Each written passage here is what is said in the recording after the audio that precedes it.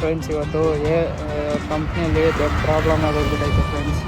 ನಾನು ಏನು ತಪ್ಪು ಮಾಡಿದೆ ಅಂತ ಗೊತ್ತಿಲ್ಲ. ನನ್ನ ಬಾಕ್ಸ್ ಕಿತ್ತಿಟ್ಕೊಬಿಟ್ಟವ್ರೆ ನಮ್ಮ ಮೇಡಮು.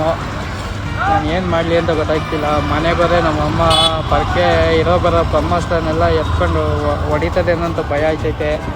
ಯಾಕೆಂದರೆ ನಿಮಗೆ ಗೊತ್ತು, ಇಂಡಿಯನ್ ಫ್ಯಾಮಿಲೀಸಲ್ಲಿ ಒಂದು ಸ್ಟೀಲ್ ಬಾಕ್ಸು ಎಷ್ಟು ಪ್ರೀಸಿಯಸ್ ಅಂದರೆ ಅದಕ್ಕೆ ಚಿನ್ನ ಬೆಳ್ಳಿ ಅಂತಾರಲ್ಲ, ಆ ರೇಂಜಲ್ಲಿ ಬೆಲೆ ಕಟ್ಬಿಟ್ಟಿರ್ತಾರೆ ಅದಕ್ಕೆ.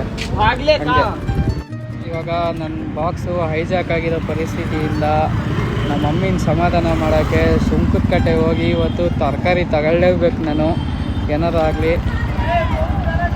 ಬನ್ನಿ ಫ್ರೆಂಡ್ಸ್, ಹೋಗಿ ತರಕಾರಿ ತಗೊಳ್ಳೋಣ. ಫ್ರೆಂಡ್ಸ್ ಬನ್ನಿ, ಸುಂಕದ ಕಟ್ಟೆಯಲ್ಲಿ ತರಕಾರಿ ಆಯಕ್ಕೆ ಹೋಗೋಣ. ತರಕಾರಿ ತಗೊಳಕ್ಕೆ ಹೋಗೋಣ. ನನ್ನ ಬಾರ್ಗೇನಿಂಗ್ ಸ್ಕಿಲ್ ತೋರಿಸ್ತೀನಿ ಬನ್ನಿ. ಗುಡ್ಡ ಎಲ್ಲ 10 ರೂಪಾಯಿ ಕಣಪ್ಪ, ಗುಡ್ಡೆಗಳೆಲ್ಲ 10 ರೂಪಾಯಿ.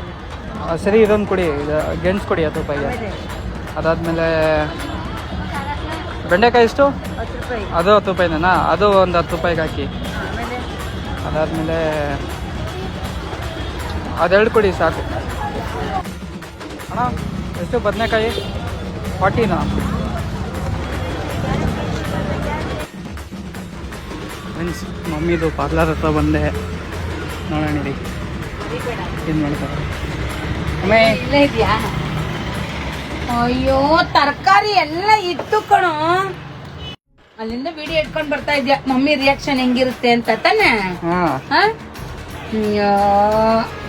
ಎಷ್ಟು ರೇಟ್ ಕೊಟ್ಟು ತಂದಿರ್ತೀಯ? ನಾನು ಮಾರ್ಕೆಟ್ ಅಲ್ಲಿ ಬರೀ 10 ರೂಪಾಯಿ. ಇದು 10 ರೂಪಾಯಿನೇ. ಎಲ್ಲಿ ತಗೊಂಡೆ? ಸುಂದರಕಟ್ಟೆ.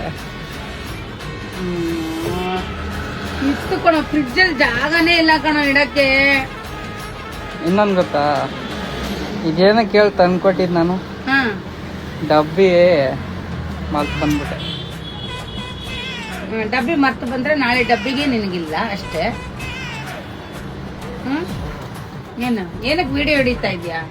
ಸುಮ್ಮನೆ ಹಂಗೆ ನೀನು ರಿಯಾಕ್ಷನ್ ನೋಡೋಣ ಅಂತ. ಈ ಸ್ವೀಟ್ ಗೆಣಸು ಬೇರೆ, ಇದನ್ನೆಲ್ಲ ಬೆಂಡೆಕಾಯಿ ಮನೇಲಿ ಆಲ್ರೆಡಿ ಬೆಂಡೆಕಾಯಿ ಬೇರೆ ಇತ್ತು. ಏನೋ ಪ್ರೋಟೀನ್. ಇದೆಷ್ಟು ಕುಂಬಳಕಾಯಿ? ಇದು 10 ರೂಪಾಯಿ ಕೊಟ್ಟಿರಲ್ಲ, 40 ರೂಪಾಯಿ ಅದು. ಅಯ್ಯೋ, 20 ರೂಪಾಯಿ ಕಣ ಮಾರ್ಕೆಟ್ ಅಲ್ಲಿ. 10 ರೂಪಾಯಿ ಪೀಸ್, 20 ರೂಪಾಯಿ ಪೀಸ್. 10 ರೂಪಾಯಿ ಅದು ಪೀಸ್ ಇಲ್ಲ, 1 kg ಅದು. ಬೇಕಾಗಿತ್ತ ನಿನಗೆ? ನನ್ನ ಕೇಳ್ಬೇಕು ತಾನೆ ನೀನು. ಇಲ್ಲಿ 10 ರೂಪಾಯಿ ಪೀಸ್ ಇತ್ತು, ಆ ಪೀಸ್ ಎಲ್ಲ ಅದು 10 ರೂಪಾಯಿ. 10